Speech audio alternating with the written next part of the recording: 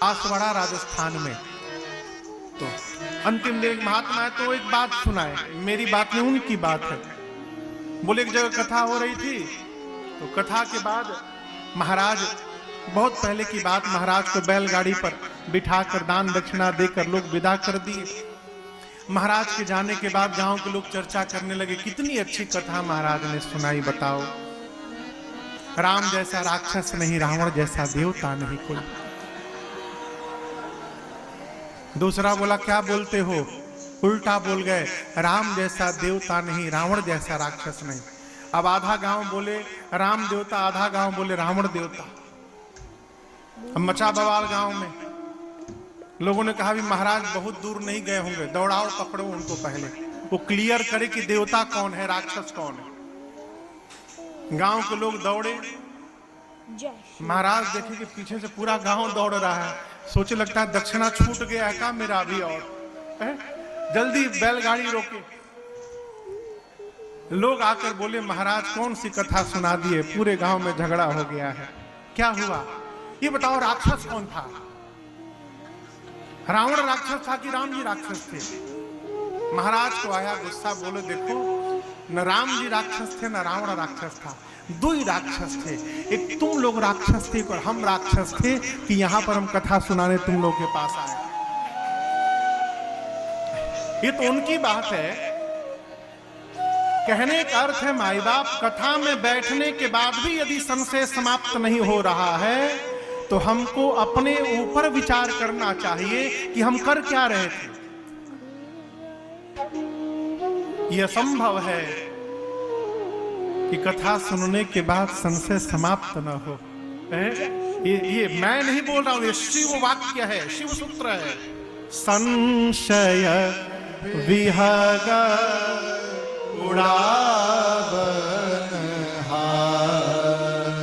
और या क्षमा करिएगा, कहा गया है संशयात्मा विनश्यति। संशय, देखिए संशय किसको होता है, हाथ को होता है कि पांव को होता है, कहिए कहिए, मन को होता है। संशय किसको होता है, शरीर की बीमारी हो जाए तो टिकिया खा के ठीक कर सकते हैं, इसकी बीमारी हो जाए टिकिया से ठीक होने वाला नहीं है। और दूसरी बात, ये बड़ी अच्छी बात, संशय जिसके प्रति होता है उसको कुछ नहीं होता, और जिसको होता है उसका कुछ नहीं बचता। जिसके प्रति हुआ वो तो अपना आनंद में निकल गया ड्यूटी करने, अब जिसको हुआ है वो परेशान, कहां गया होगा, कहां गया होगा, जरूर वहीं गया होगा। और भले बेचारा मंदिर जाए, कथा में जाए, लेकिन जिसको संशय हो गया है वो 24 घंटे इसी प्लानिंग में रहता है, कहां गया होगा, किससे मिला होगा। इस संशय आत्मा को, शरीर को समाप्त कर देता। संशय आत्मा विनश्यति। संशय समाप्त कैसे होगा, भगवत कथा से। क्यों, भगवत कथा कहती है अपने विश्वास में रहिए, किसी को विश्वास दिलाइए मत, अपने विश्वास में रहिए। जिसको विश्वास में रहना होगा अपने आप रहेगा, आप विश्वास में रहिए। भगवान कब मिलेंगे, अवश्य मिलेंगे, अरे नहीं मिलेंगे ये उनकी समस्या है। भगवान मिलेंगे कि नहीं मिलेंगे ये उनकी समस्या है, दूसरे की समस्या अपने क्यों ढो रहे हो। अपने तो विश्वास में रहिए कि अवश्य मिलेंगे, जैसे सबरी को मिले और केवट को मिले, एक न एक दिन हमको भी मिलेंगे। विश्वास में रहिए और यात्रा करते रहिए।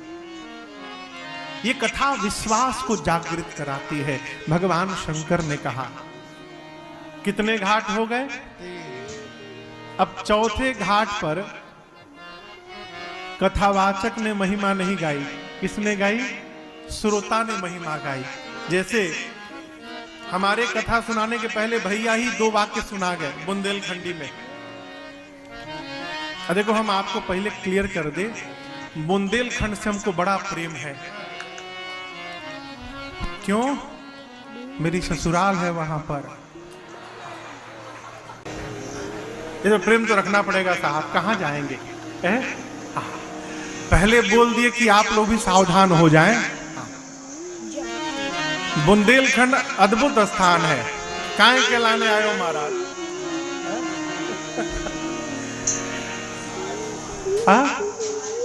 काय को आए? अल्लाने लाने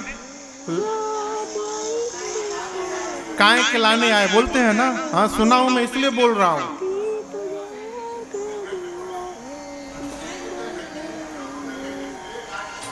अच्छा, इसमें भी विभाग है। ओहो, ये तो मुझे पता ही नहीं था।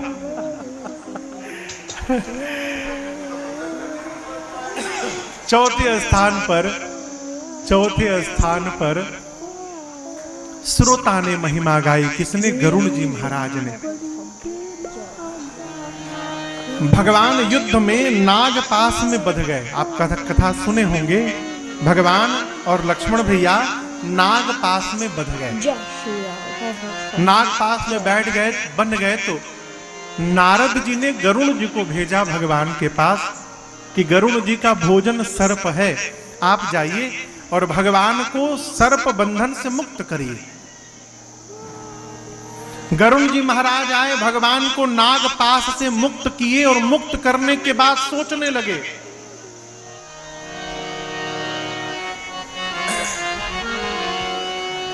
भव बंधन ते छूटई नर जप जा कर नाम, खरब निशाचर बाधई नाग पास सोई राम। गरुड़ जी महाराज सोचने लगे कि जिस भगवान के नाम जप से जीव भव बंधन से मुक्त हो जाता है, उस भगवान को ये राक्षस बांध देंगे सर्प से। जिस भगवान का नाम ही भव बंधन से मुक्त करता है, उस भगवान को राक्षस बांध दिए। ये भगवान नहीं हो सकते। नहीं नहीं नहीं, ये भगवान नहीं है। पकड़ा मोह ने, वो ब्रह्म ने, ये भगवान नहीं है। गरुड़ जी महाराज भागे कहां? नारद जी के पास। जाकर बोले, किसके पास भेज दिए थे? वो भगवान नहीं थे।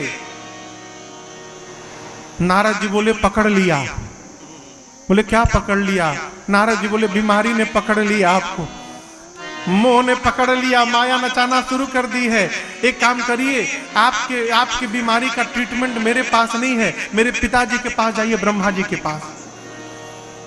अब यदि किसी को पता चल जाए कि मुझे बहुत खतरनाक बीमारी हो गई है, आदमी पागल हो जाएगा। जो जहां डॉक्टर बताएगा वो वहीं दौड़ा जाएगा। नारद जी बोले, जाइए ब्रह्मा जी के पास। गरुड़ जी पहुंचे ब्रह्मा जी के पास, जाकर अपना सिम्टम बताए। ब्रह्मा जी मुस्कुराए, बोले, जेहि बहु बार नचावा मोहि, सोई व्यापे विहंगपति तो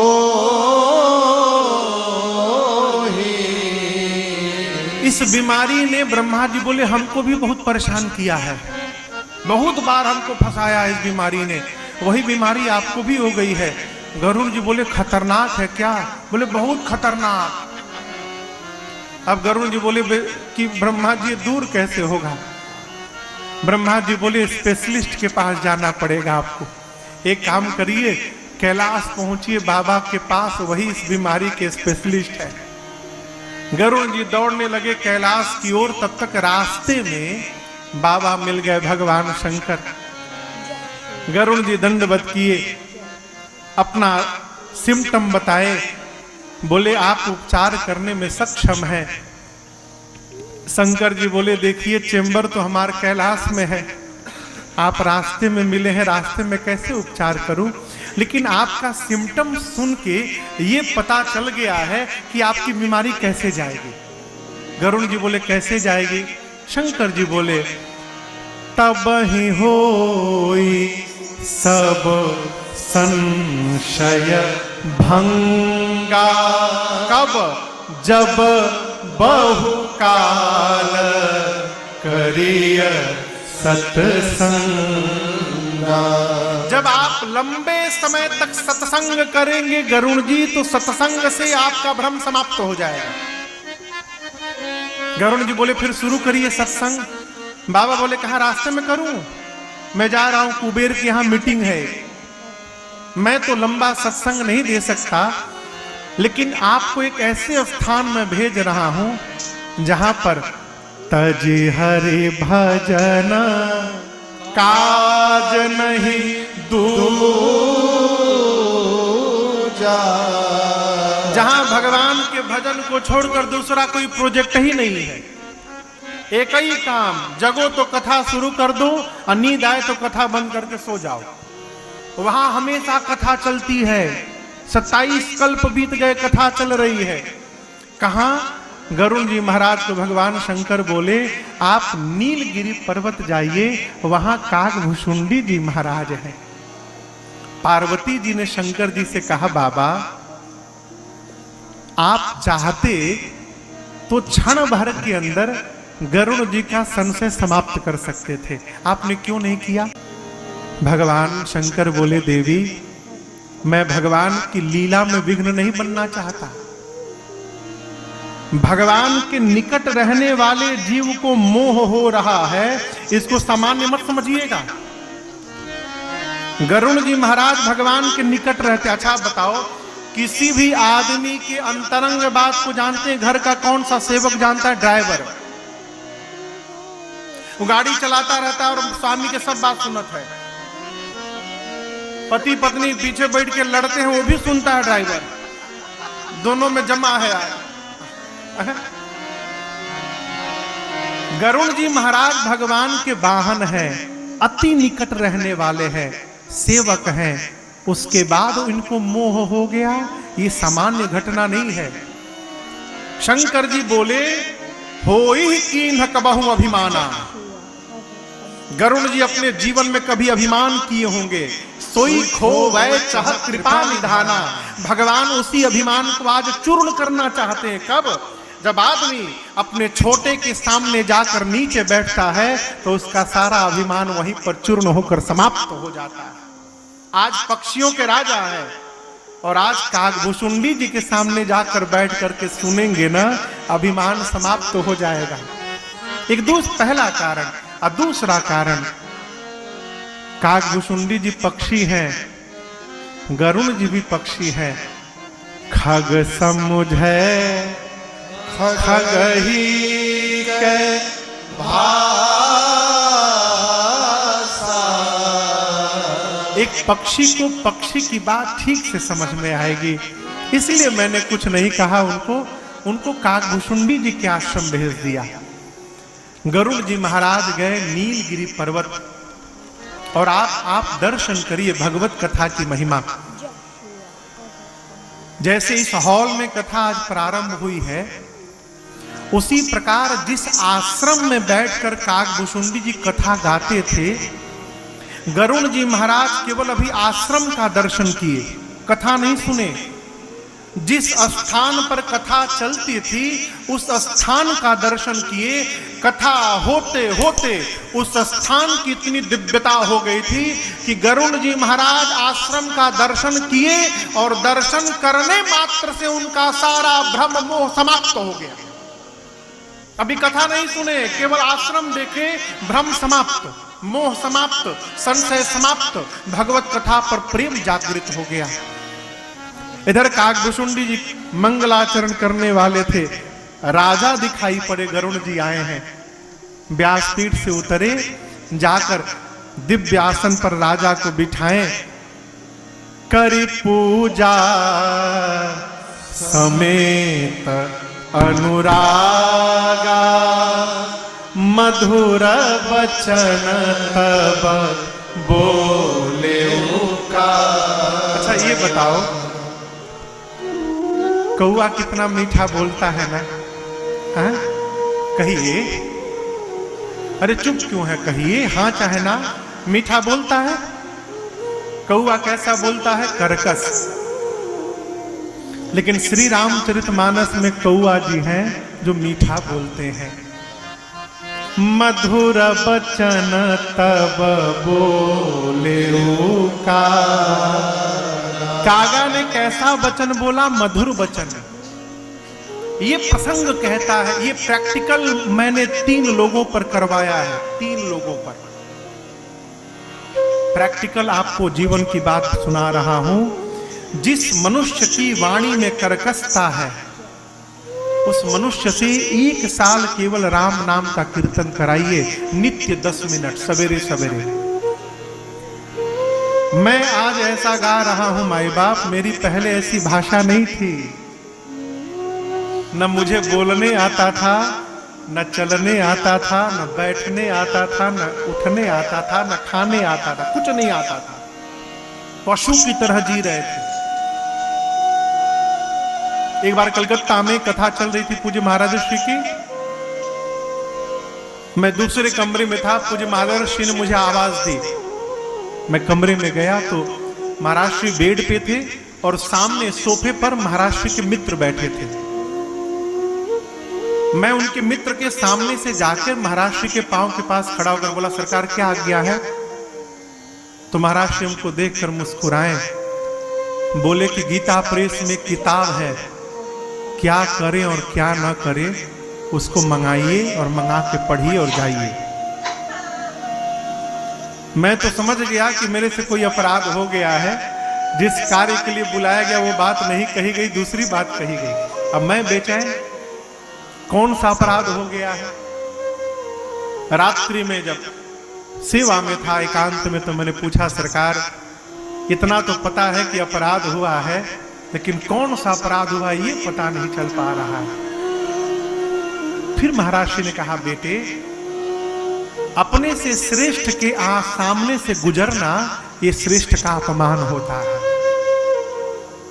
आप जब गाएं तो आपके सामने मेरे मित्र बैठे थे। स्वामी का मित्र भी स्वामी के बराबर होता है, पिता का मित्र पिता के समान होता है।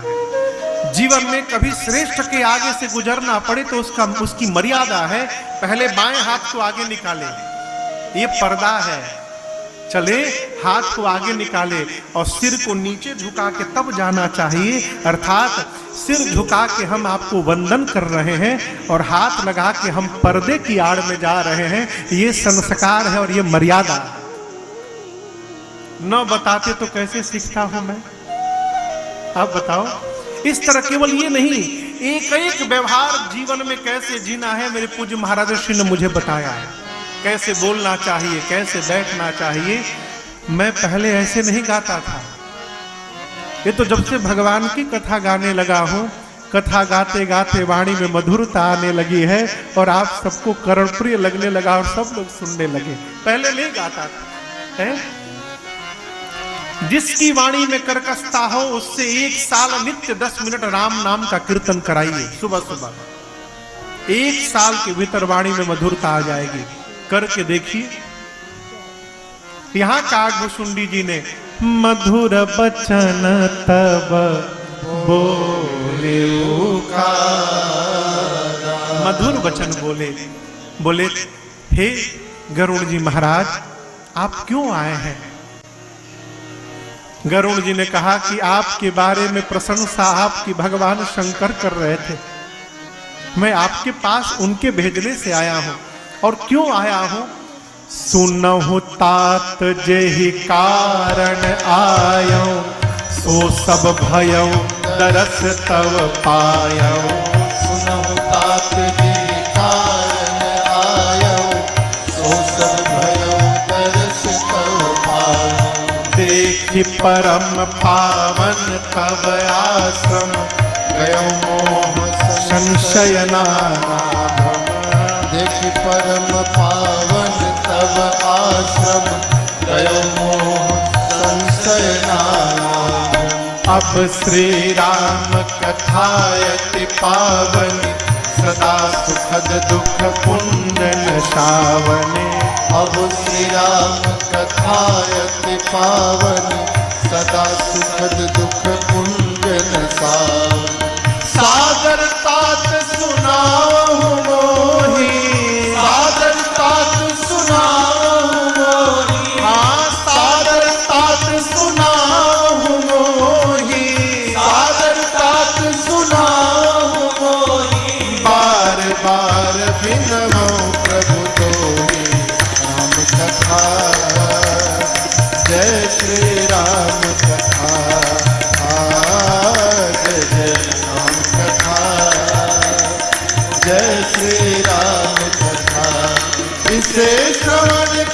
मिट जाती है, इसे श्रवण कर मिट जाती है, कथा श्रवण कर मिट जाती है, कथा श्रवण कर मिट जाती।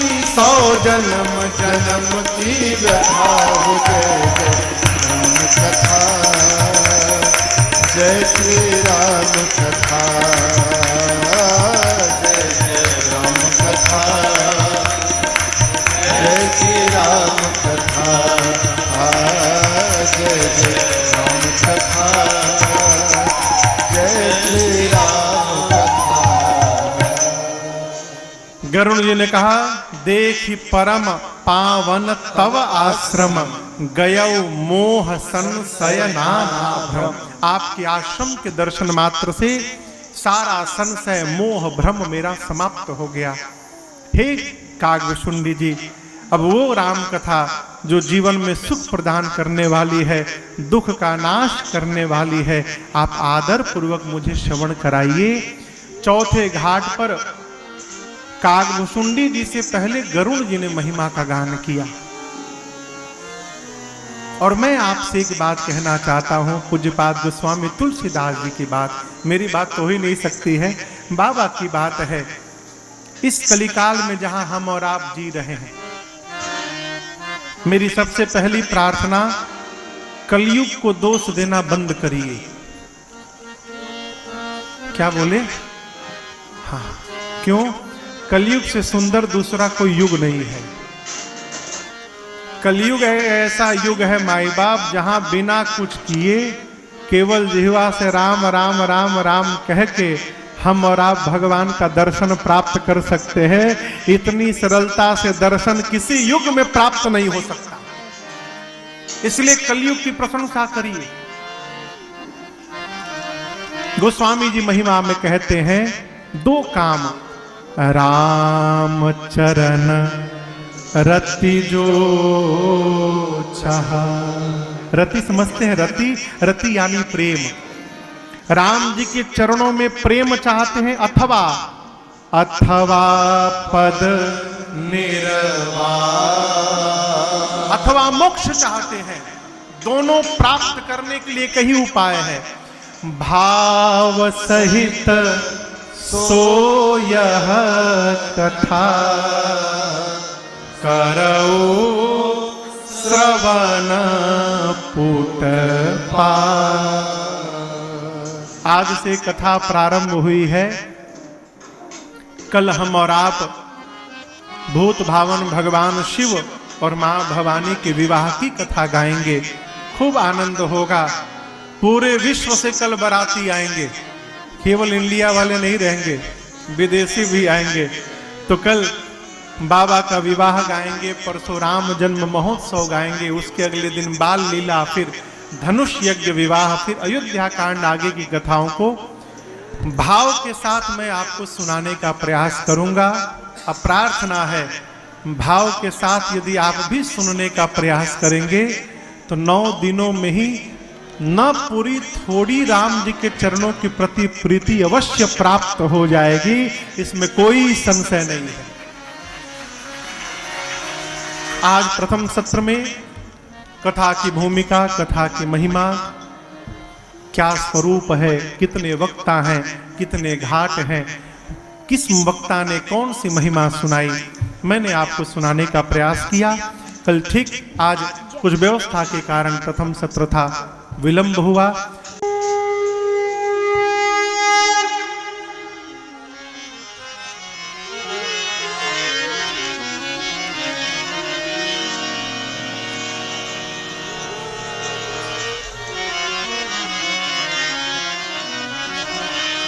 हरते सब आरती आरती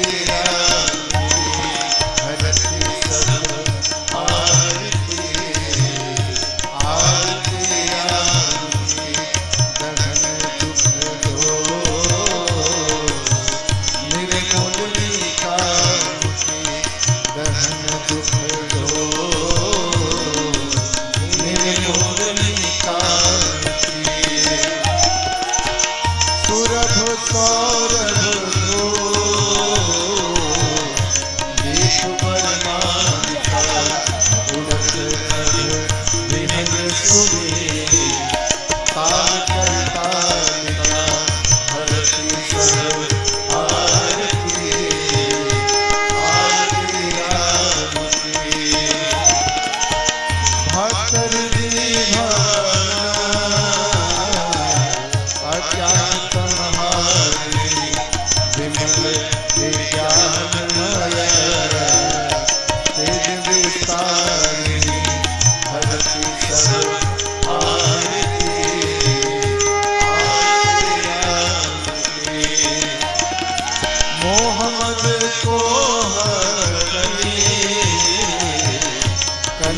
दिन जानी